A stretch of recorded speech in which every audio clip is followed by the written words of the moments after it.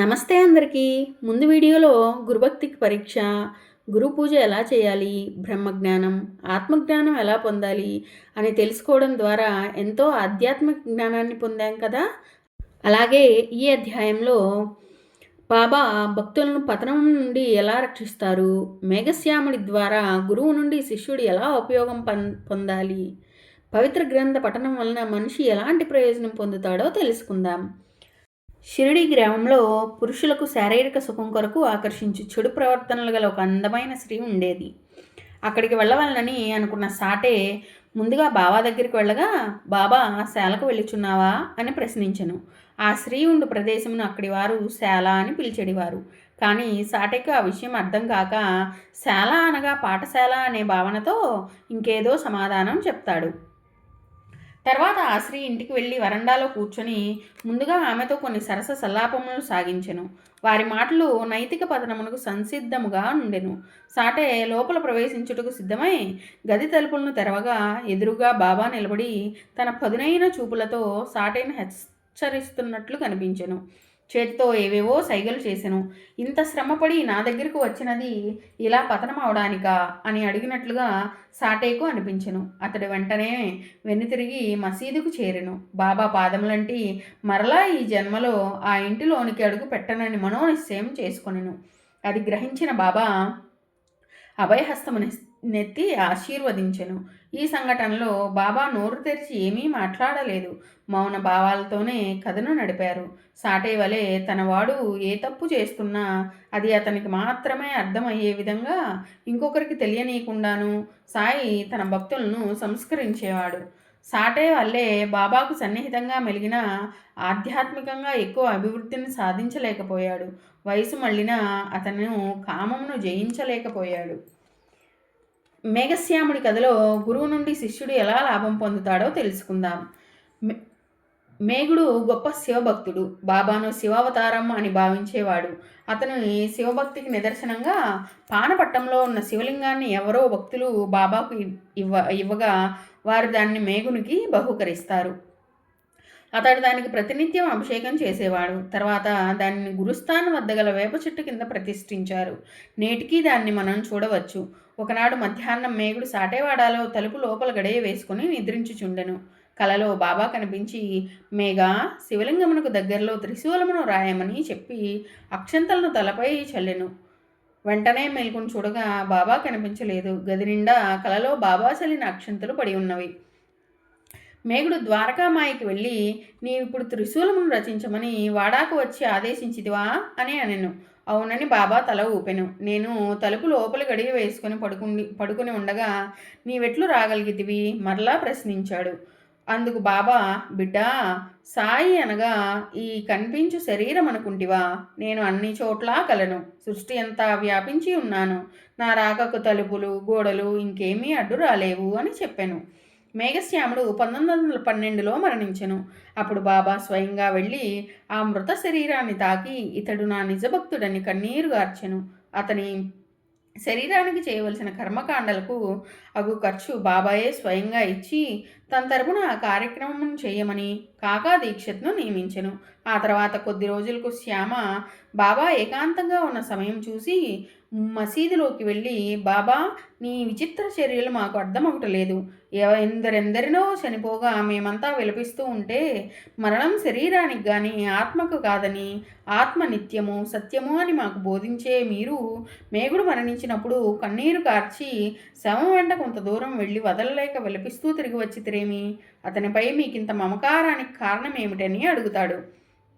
అందుకు బాబా చిరునవ్వు నవ్వుతూ, శ్యామ, మంచి ప్రశ్ననే వేసితివి.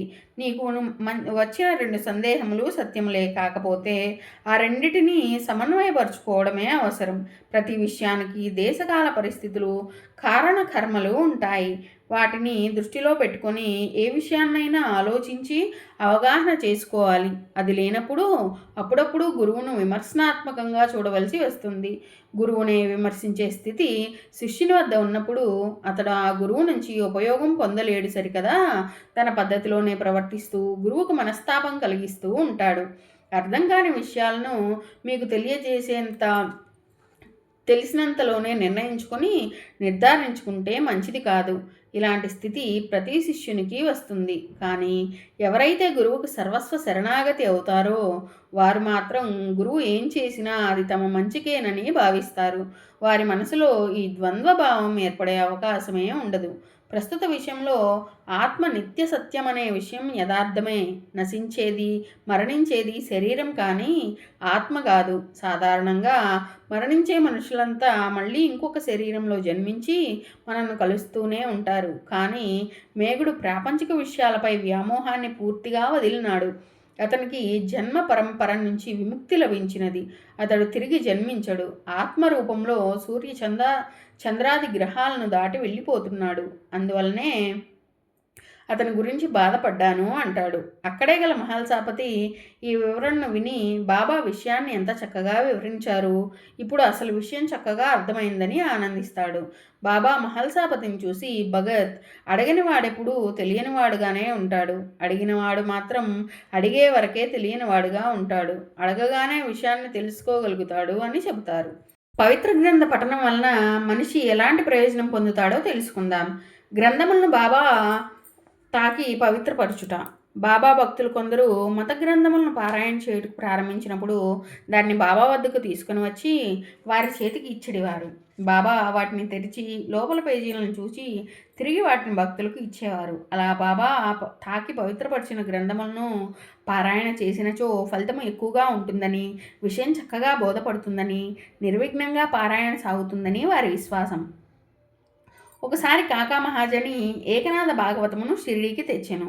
శ్యామ దాన్ని చదువుటకు తీసుకొని మసీదుకు రాగా బాబా దాన్ని తీసుకొని చేతితో తాకి దాన్ని తిరిగి శ్యామకిచ్చి తన వద్దనే ఉంచుకోమని చెప్పాను. అది కాకా పుస్తకము కాబట్టి తిరిగి ఇచ్చివేయవలని శ్యామ చెప్పాను. నేను దానిని నీకిచ్చి తిని జాగ్రత్తగా నీ వద్ద భద్రపరచుము, అది నీకు ఎక్కువ ఉపయోగపడునని బాబా చెప్పాను. ఇలా బాబా అనేక పుస్తకములను శ్యామకు ఇచ్చాను. శ్యామ అమాయకుడైన మూఢభక్తుడు, పెద్దగా చదువు లేనివాడు, ఆధ్యాత్మిక మత గ్రంథములు ఎక్కువగా చదవనివాడు. అందువలననే బాబా బహుశా అతనికి ఎక్కువ పుస్తకములను ఇచ్చి ఉండవచ్చును. ఒకసారి రామదాసు అనే శ్రీరామ భక్తుడు షిరిడీకి వచ్చి కొన్ని రోజులు అక్కడే ఉండెను. ప్రతిరోజు మసీదు ముందు భాగంలో విష్ణు సహస్రనామము, ఆధ్యాత్మిక రామాయణము అనేక సార్లు పారాయణ చేసెను. ఒకనాడు ఆ రామదాసు విష్ణు సహస్రనామమును పారాయణ చేయుచుండగా బాబా అతన్ని ఒక పని చెప్పి బయటకు పంపించెను. అతడు పారాయణను ఆపి బాబా ఆజ్ఞ ప్రకారం బయటకు వెళ్ళెను. అప్పుడు బాబా ఆ విష్ణు సహస్రనామ పుస్తకమును తీసుకొని శ్యామకి ఇస్తూ, శ్యామ, ఈ పుస్తకము చాలా విలువైనది, గొప్ప ఫలదాత. నీకు నేను దీన్ని బహుకరించుచున్నాను. దీన్ని శ్రద్ధాభక్తులతో చదువుము. ఒకసారి నా గుండె వేగంగా కొట్టుకున్నటచే చాలా బాధపడితిని. ప్రాణాపాయము కూడా సంభవించునేమో అనుకుంటుని. అలాంటి క్లిష్ట పరిస్థితుల్లో ఈ పుస్తకమును హృదయమునకు హత్తుకుంటుని. అది నాకెంతో మేలు చేసెను. వెంటనే ఆ బాధ తగ్గినది. అలాగే స్వయంగా వచ్చి నన్ను బాగు చేశాను అనుకుంటుని. అలాంటి గొప్ప మహిమగల పుస్తకం ఒకటచే దీన్ని నీకు ఇచ్చుచున్నాను. రోజుకు ఒక నామము చొప్పున చదువును, ఎంతో మేలు కలుగునని చెప్పాను. శ్యామ తనకు పుస్తకం వద్దని చెప్పాను. రామదాస్ పిచ్చివాడు, మొండివాడు, కోపిష్టి అవటం వలన అతని పుస్తకమును తీసుకొనిచో అతనితో తప్పక జగడము గొరవచ్చునని భయపడ్ను. కానీ బాబా తనకు మేలు చేయబోతున్నాడని ఆలోచించలేకపోయాను. రామదాస్ తిరిగి వచ్చి విషయాన్ని తెలుసుకుని చాలా గొడవ చేశాను. శ్యామ ఎంత నిదానంగా విషయమంతా చెప్పినా శాంతించలేదు. అప్పుడు బాబా అతన్ని దగ్గరికి పిలిచి, రామదాసు, నీవు చికాకుపడి కోపగించుకుంటున్నావెందుకు? ఇందులో శ్యామ ప్రమేయమేమీ లేదు. నేనే ఆ పుస్తకమును తీసి అతనికి ఇచ్చితిని. శ్యామ మనవాడు కాదా? అనవసరంగా వానితో జగడమాడదివేళ నెమ్మదిగా ప్రేమతో మాట్లాడము. పవిత్ర గ్రంథమును ప్రతినిత్యం నీవు పారాయణ చేయుచున్నావు, కానీ నీ మనసు ఇంకా అపవిత్రంగానే ఉన్నది. నిజమైన రామదాసుకు సమభావం కావాలని కానీ మమకారం కాదు. ధనమిచ్చిన పుస్తకములు ఎన్నో వచ్చును, కానీ మనుషులు రారు. జాగ్రత్తగా ఆలోచించి తెలివిగా వ్యవహరించుము. నీకు ఈ పుస్తకం కంఠస్థముగా వచ్చును. శ్యామాను కూడా దానిని చదివి మేలు పొందము. ఈ పుస్తకమునకు బదులుగా కావాలన్నచో శ్యామ వద్ద నుంచి వేరొక పుస్తకం తీసుకోమని చెప్పెను. బాబా యొక్క మధుర కోమలమైన ఈ బోధను విన్న రామదాసు శాంతించి పంచరత్న గీతను శ్యామ నుండి కావాలనని కోరెను. బాబా చేసిన పైబోధ కేవలం రామదాసుకే కాదు, మనందరికీ వర్తించును. ఎన్ని పవిత్ర గ్రంథములు చదివినా, సాక్షాత్తు భగవంతుని సన్నిధిలోనే కాలం గడిపినా హృదయం పవిత్రం కానిచో ఫలితం ఉండదు. బాహ్య వస్తువుల మీద మమకారం, నేను నాది అనే అహంభావాలు పోవాలి. అందరూ ఒకటేనని సమభావం రావాలి. అలాంటి హృదయ పరివర్తనకు ప్రతివారు ప్రయత్నించాలి. శక్తి ప్రదాత సాయి మంగళం. సుఖప్రదాత సాయి మంగళం. భుక్తి ప్రదాత సాయి మంగళం. ముక్తి ప్రదాత సాయి మంగళం.